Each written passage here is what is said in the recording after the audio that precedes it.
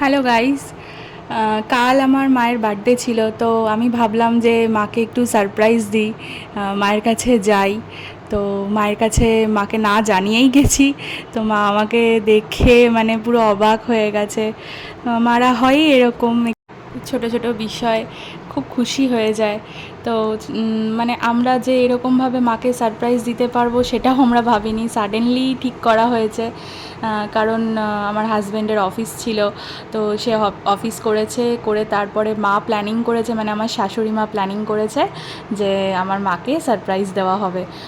তো আমরা অনেকটাই দূর থেকে জার্নি করে গেছি। জিউও খুব সাথ দিয়েছে, ও খুব খুশি ছিল তার দিন্নার বার্থডেতে। বাড়ি যাওয়ার সুযোগ হয়ে ওঠেনি, কারণ অনেকটাই দূরত্বে থাকি আমরা।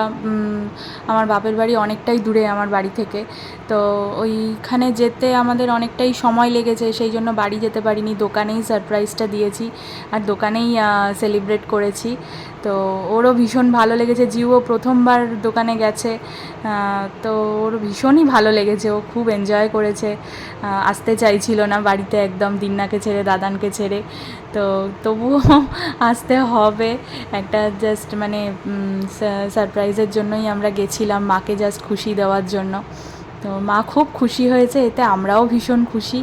আপনাদেরও ভীষণ ভালো লাগবে। আপনারা সবাইকে ভালো রাখবেন, ভালো থাকবেন। চলুন, টাটা। ভিডিওটা ভালো লাগলে অবশ্যই লাইক অ্যান্ড সাবস্ক্রাইব করবেন, আর ভিডিওটা অবশ্যই পুরো দেখবেন এবং ভালো লাগলে কমেন্টে জানাবেন।